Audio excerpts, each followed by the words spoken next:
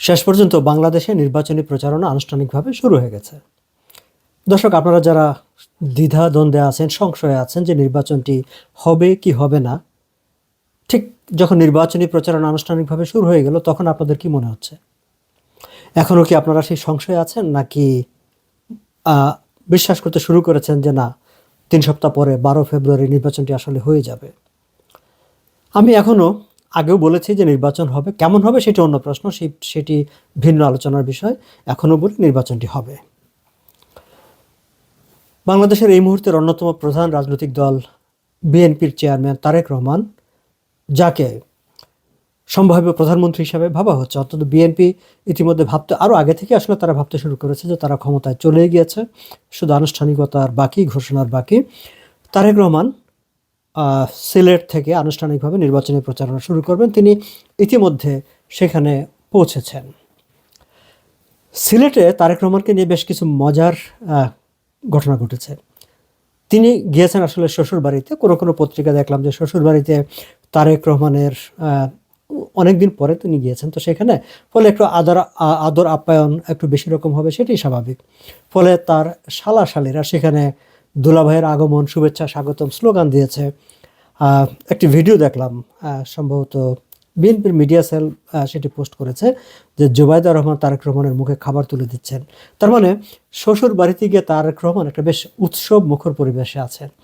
তিনি যদিও আসলে গিয়েছেন সেখানে নির্বাচনী প্রচারণা শুরু করার জন্য, কিন্তু তার আগে বা এই সময়টায় তিনি শ্বশুর বাড়িতে মানে জামাই আপ্যায়নের যে স্বাদ সেটি তিনি নিচ্ছেন। এটি খুবই ভালো জিনিস। তবে এই আপ্যায়ন এবং আনন্দঘন যে পরিবেশে তিনি আছেন, সেইখানে আমি কিছু উদ্বেগের কথা, উৎকণ্ঠার কথা শেয়ার করতে চাই। প্রথমেই একটু আলোচনা করতে চাই যে আপনারা খেয়াল করবেন, প্রধান উপদেষ্টার প্রেস সচিব শফিকুল আলম তিনি জানিয়েছেন যে এবারের ভোট গণনায় দেরি হতে পারে। মানুষ যাতে ভুল না বোঝে, যাতে কোনো গুজব সৃষ্টি না হয়, সেই জন্য তিনি নাকি এটি আগেভাগে জানিয়ে দিয়েছেন। এবং কারণ হিসেবে তিনি বলছেন যে এবার জেনারেল ইলেকশনের সঙ্গে একটা রেফারেন্ডাম হচ্ছে, মানে গণভোট হচ্ছে, আবার পোস্টাল ব্যালট আছে। ফলে এই যে পোস্টাল ব্যালটগুলি বিদেশ থেকে যাবে, গণভোট, এই সব কিছু মিলিয়ে দেরি হতে পারে। কতদিন দেরি হতে পারে সেটি আর তিনি বলেননি। এই জায়গাটা আমার প্রথম প্রশ্ন হচ্ছে যে ভোট গণনা দেরি হতে পারে, কিংবা ভোট গণনার প্রক্রিয়াটি কি, সেই সিদ্ধান্তটি কার? সেই সিদ্ধান্তটি কি প্রধান উপদেষ্টার দপ্তরে হচ্ছে? সেটি কি প্রধান উপদেষ্টার দপ্তর সেটিকে নিয়ন্ত্রণ করছেন? তাহলে প্রধান উপদেষ্টার প্রেস সেক্রেটারি এটি আমাদেরকে জানাচ্ছেন কিভাবে? এটি তো ইলেকশন কমিশনের বলবার কথা, কারণ এটি ইলেকশন কমিশনের এখতিয়ার যে ভোট গণনা কতদিন চলবে, কিভাবে চলবে, দেরি হবে না, একদিনে তারা করে ফেলবেন, কিভাবে করবেন, সেই সিদ্ধান্ত জানানোর কথা ইলেকশন কমিশনের। ইলেকশন কমিশনকে এই বিষয়গুলো নিয়ে ভেবেছে? বা পোস্টাল ব্যালট যখন শুরু করেছে তখন কি সম্ভাব্য কনসিকুয়েন্সেসগুলো কি হতে পারে সেগুলোকে তারা তাদের বৈঠকে আলাপ আলোচনা করেছে? প্রতিদ্বন্দ্বী রাজনৈতিক দলগুলোকে কি তারা জানিয়েছে? তাদের সঙ্গে কোনো আলাপ আলোচনা করেছে?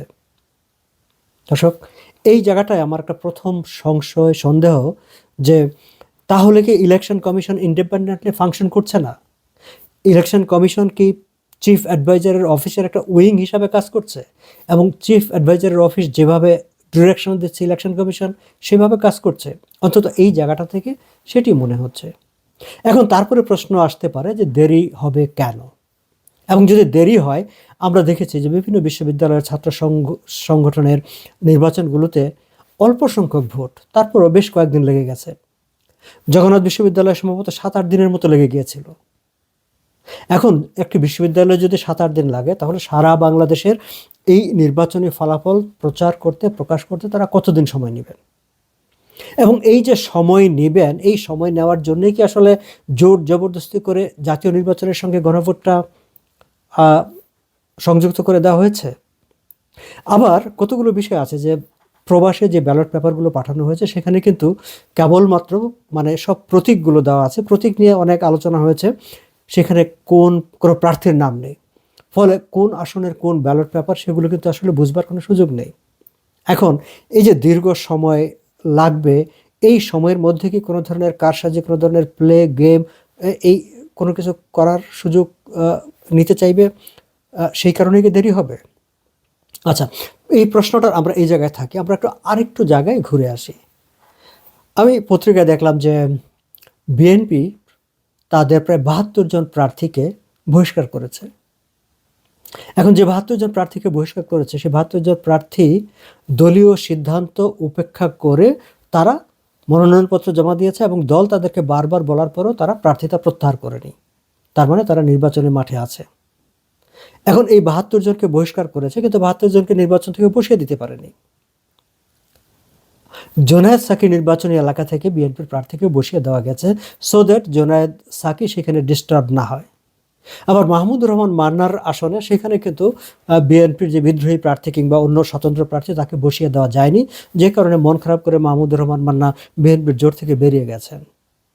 তার মানে হচ্ছে যে বিএনপি যেখানে যাকে চেয়েছে সেই তার জায়গাটা নিষ্কণ্টক রেখেছে। কিন্তু এই যে ৭২ জন, সে ৭২ জনের ক্ষেত্রে কি হবে? আমি আরেকটি সূত্র থেকে আমাকে একজন বললেন, আমি ভিডিওটা শুরু করার মুহূর্তে একজন আমাকে ফোন করে বললেন যে মোট স্বতন্ত্র ৯২ জন প্রার্থী আছেন যারা কন্টেস্ট করছেন এবার ইলেকশনে, এবং এই ৯২ জন প্রার্থী আসলে কোনো না কোনোভাবে বিএনপির রাজনীতির সঙ্গে সম্পর্কিত এবং তারা স্ব নির্বাচনী এলাকায় প্রভাবশালী। এখন এই ৯২ জন প্রার্থী সেখানে থাকার ফলে কি হবে? সেখানে কন্টেস্ট বিএনপির ভোট ভাগাভাগি হয়ে যাবে। যেহেতু এলাকার ব্যাপার, এলাকায় তাদের প্রভাব আছে, প্রতিপত্তি আছে, তারা বিএনপির ভোটকে মাইনাস করে দেবে। এখন বিএনপির ভোট যদি ভাগাভাগি হয়ে যায় তাহলে সেখানে বেনিফিটটা কে পাবে? সেখানে বেনিফিটটা পাবে জামাত। আবার কোথাও কোথাও যদি এমন হয় যে না, সেখানে জামাতের প্রার্থী আসলে দুর্বল, সেক্ষেত্রে জামাত তো এমন করতেও পারে যে একেবারে সিদ্ধান্ত নিয়ে তাদের ভোটগুলো সব বিএনপির কোনো একজন স্বতন্ত্র প্রার্থীটাকে দিয়ে দিল। কেন স্বতন্ত্র প্রার্থীকে দিয়ে দেবে সে আলোচনায় যায়, কিন্তু সেটি হতে পারে কিনা? তাহলে বিএনপির তো উচিত ছিল, তারেক রহমানের যদি কমান্ড থাকে, কন্ট্রোল থাকে দলের উপর, তাহলে তার উচিত ছিল যে তার এই যে দলের যে ৭২ জনকে বহিষ্কার করার বদলে জোনায়েদ সাকির আসনে যেভাবে বসিয়ে দেওয়া গেছে, তাদেরকে বহিষ্কার করার বদলে তাদেরকে বসিয়ে দেওয়ার ব্যাপারটা নিশ্চিত করা দরকার ছিল। এখন কেউ হয়তো বলবেন যে না, তারা কথা শুনবে কেন? তো ভাই, এই ৭২ জন যদি তিনি ৭২ জনকে যদি তিনি কথা শোনাতে না পারেন এখনই, যখন একটা ক্রুশিয়াল সময় যে দল ক্ষমতায় যেতে পারবে কি যাবে না এমন একটি প্রশ্ন, তাহলে তিনি যখন ক্ষমতায় যাবেন তখন তিনি ৭২ জন ৭২০ জন যদি চোরাকারবারি দাঁড়ায় যায় বা ক্রিমিনাল দাঁড়ায় যায়, তাদেরকে তিনি নিয়ন্ত্রণ করবেন কিভাবে? তার কমান্ড কোথায় থাকবে? যাই হোক, আমি আরো একটু অন্যদিকে এই আলোচনাটাকে একটু নিতে চাই। এই যে বললাম যে মানে নির্বাচনী ফলাফল ঘোষণা করতে সময় লাগবে। এখন আমাকে কেউ কেউ বলছিলেন যে এই যে ৭২ জনকে বহিষ্কার করেছে বিএনপি এবং তারা প্রার্থী থাকছে, বিএনপি হয়তো তাদেরকে ভাবছে পচা শামুক, যে এরা আর কি করবে। কিন্তু এবার নির্বাচনে বিএনপিকে শেষ পর্যন্ত পচা শামুকে বিএনপির পা কাটবে কিনা, তারেক রহমান পচা শামুকে পা কেটে ফেলবেন কিনা, সেই সন্দেহ কিন্তু অনেক মানুষের মনে আছে। কেন আছে? এই যে বললাম যে যেখানে যেখানে প্রথমত বিএনপির ভোট ভাগাভাগি হয়ে যাবে, আবার যেখানে যেখানে জামাত দুর্বল সেখানে হয়তো জামাত ইসলামী বিএনপির যে বিদ্রোহী প্রার্থী, স্বতন্ত্র প্রার্থী, তাকে সমর্থন দিয়ে তাকে জিতিয়ে আনতে পারে। কেন জিতিয়ে আনবে সেই প্রশ্ন আপনাদের মনে আসতে পারে। এবং সেই জায়গাটায় যদি এমন হয় যে আমরা দেখেছি যে বেশ কয়েকটি জরিপ কিছুদিন আগে প্রকাশিত হয়েছে, ইলেকশনের ঠিক আগে আগে এই জনমত জরিপগুলোতে দেখানো হয়েছে যে বিএনপি এবং জামাত একেবারে 1% 2%-এর ব্যবধানে একেবারে হাড্ডাহাড্ডি একটা অবস্থায় আছে। এবং এই নির্বাচনে যদি দেখা যায় যে ফলাফল যখন প্রকাশ হতে থাকবে, বিএনপি হয়তো 130টার মতো আসনে টানা চলে গেল, জামাত হয়তো 90টার মতো আসনে গেল, কিন্তু এই যে এখানে ৯২ জনের মতো স্বতন্ত্র প্রার্থী আছে, সেখান থেকে যদি ৬০-৭০ জন পাশ করে আসে, তারা কোথায় যাবে? তারা যে বিএনপির দিকে যাবে তার নিশ্চয়তা কি? বা কেউ যদি তৃতীয় কোনো পক্ষ যদি সেখানে কোনো গেম খেলে, কিংবা অন্তর্বর্তী সরকারেরই যদি কোনো ধরনের খেলা থাকে যে না ঠিক আছে, যেটা একটা অনেক মানুষ এখন বিশ্বাস করতে শুরু করেছে যে ডক্টর ইউনূস আসলে জামাতকে ক্ষমতায় এনে জামাতের হাতে ক্ষমতা দিয়ে দিতে চায়, কিংবা আদার কোনো পার্টি এখানে কোনো ইনভলভমেন্ট আছে, যদি এরকম হয় যে স্বতন্ত্র প্রার্থী সেই ৯২ জনের মধ্যে ৬০-৭০ জন পাশ করে ফেললো, তারা যদি সব জামাতের দিকে চলে যায়, যদি বাই আউট হয়ে যায়, কিংবা এই যে নির্বাচনের ফলাফল ঘোষণা করতে দেরি হবে বলা হচ্ছে, ঠিক সেই সময়টায় এদের ফলাফল আটকে রেখে রেখে নেগোসিয়েশন করে করে জামাতের দিকে ঠেলে দিয়ে কনফার্ম করে তারপরে তাদেরকে বিজয়ী ঘোষণা করা হয়। আমি এগুলো হাইপোথেসিস দিচ্ছি, এগুলো ঘটবে এমন কোনো কথা না, কিন্তু ভোটের মাঠে তো কত ঘটনা ঘটে, কত রকম ভাবনাই মাথায় রাখতে হয়। আমি ঠিক অনেকে এই ভাবনাগুলো আমার সঙ্গে শেয়ার করেছেন, ফলে সাধারণের মনে যে আশঙ্কাগুলো আছে যে সংশয়গুলো আছে, আমি ঠিক সেই সংশয়গুলো এখানে তুলে ধরলাম।